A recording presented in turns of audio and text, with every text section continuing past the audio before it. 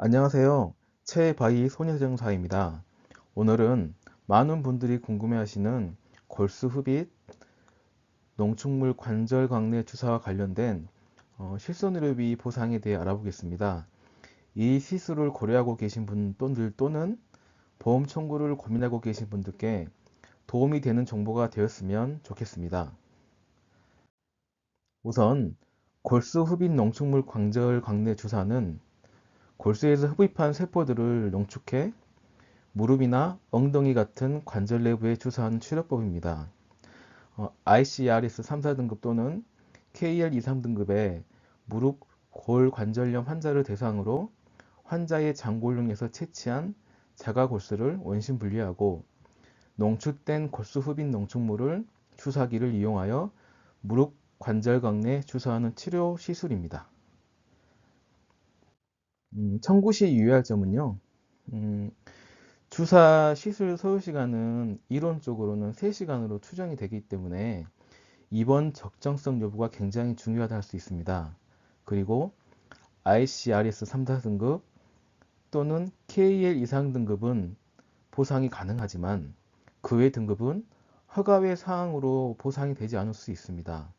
그리고 1704 이후 약관에서는 비급여 주사료로 분류가 되어 청구 금액보다 적은 금액으로 보상이 될 수 있고 유병자 실손담보에서 면책사항인 3대 비급여 중 주사료가 있기 때문에 보상이 되지는 않습니다. 그리고 가장 주의할 점이 전문 진료과가 아닌 한방병원, 비뇨기과 등에서의 시술은 집중 심사 대상으로 청구 시 주의하셔야 합니다. 다음으로 KL 등급 관련해서 한번 대략적으로 살펴보시면요. 그레이드 0단계에서는 골관절염 소견이 없습니다. 그리고 1단계에는 관절 간격이 이렇게 줄어들고 있고 골극이 보이기 시작하지만 관절염의 단계라고 하기에는 좀 애매모호한 측면이 있다고 합니다. 그리고 2단계는 초기 관절염으로 골극이 확실하게 보이고 관절 간격은 줄어들고 있고요. 3단계는 중기 관절염으로 뼈 주변 모양이 변형도 생기기 시작합니다. 그리고 4단계에서는 말기 관절염으로 분류가 되는데요. 관절 간격 감소가 매우 심하게 보이고 있습니다. 좀 약간 간략적으로 이야기해보면 0에서 1단계는 뭐 관절염 단계라기 좀 애매한 관계이기 때문에 허가사항의 사항으로 제외가 되는 게 맞다고 보여지고요. 2, 3단계는 이제 초기 관절염, 중기 관절염으로 분류가 돼서 허가사항에 포함되기 때문에 이 단계는 보상이 되고 있습니다. 치료의 실질적 요건으로 인정이 되고 있습니다. 그리고 4단계 같은 경우는 거의 말기 관절염으로 분류가 돼서 이거 같은 경우는 주사 치료보다는 인공관절 등 수술이 필요한 단계이므로 허가의 사항이기 때문에 허가의 사항으로 보여집니다. 제 생각할 때는 허가의 사항으로 보여집니다. 그리고 보험 가입 시기에 따라 실손의료비 지급 기준도 달라지고 있는데요. 1704의 이후 3대 비급여 중에서 주사 치료 시 사용된 행위나 약제 및 치료 재료대는 모두 주사료로 포함이 되고 있습니다. 그리고 유변역자 실손 같은 경우는 입원 상해 입통원비 보상하지 않는 사항 중에 비급여 주사료는 보상이 되지 않습니다. 즉, 관절각 내 주사는 주사료로 포함이 되기 때문에 보상이 안 된다고 생각하시면 되고요. 유병자 실손에서는. 그리고 2107 4세대 이후 약관도 마찬가지로 3대 비급여는 3대 비급여 중 주사료로 분류가 되어 금액이 좀 작다고 할 수 있습니다. 뭐 1704 이후 약관은 뭐 2만 원 또는 30% 중에 큰 금액을 공제하지 않습니까? 그리고 2107 이후 3대 비급여 주사료도 3만 원과 30% 이렇게 공제를 하는데 둘 다 30%를 공제합니다. 주사료에.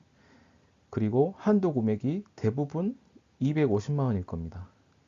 그래서 금액이 차이가 많이 나요. 그리고 또 하나 위변제 실손은 청구를 하면은 뭐 행위료로 다 재료들 이렇게 다 따로따로 분류가 되지만 그 모든 걸 다 주사료로 분류가 되기 때문에 보상이 되지 않습니다.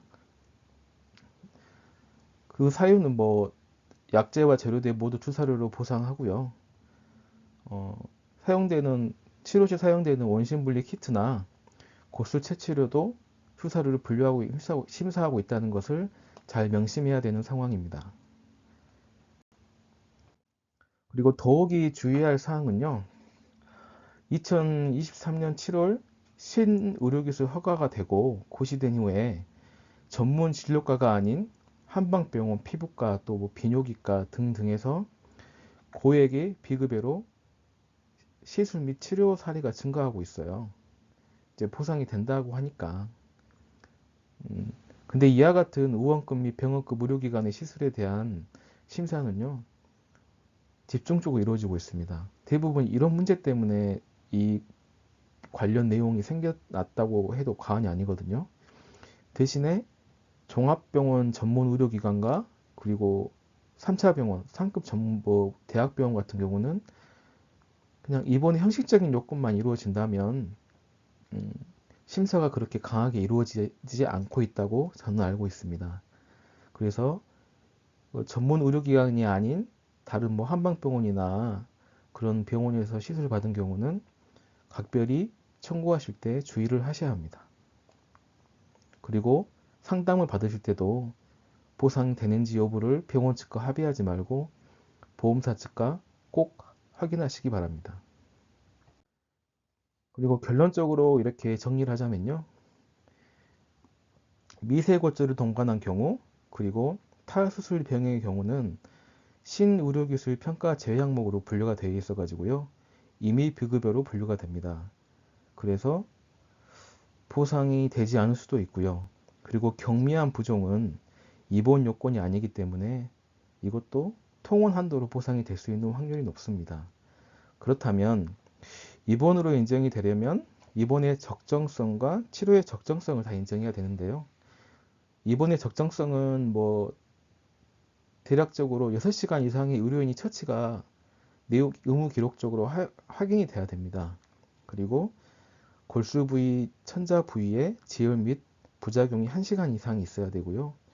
그리고 전신 마취 여부 같은 경우도 그냥 단순 수면 마취 같은 경우는 전후 사정을 좀 확인해야 되긴 하지만 전신 마취의 경우는 깨어난 다음에도 주의 관찰이 필요하기 때문에 전신 마취 여부도 입원의 적정성 여부를 꼭 확인하는 단계입니다. 그리고 다른 부작용 및 한편증 여부가 있으면 입원으로 인정될 가능성이 높습니다. 여기까지 간략하게 내용을 살펴보았습니다. 지금 이게 심사가 좀 빡세게 이루어지고 있는데요. 거기에 대해서 간략하게 내용을 정리를 한다고 했는데 많이 부족하지만 오늘 내용이 좀 도움이 되셨기를 바랍니다.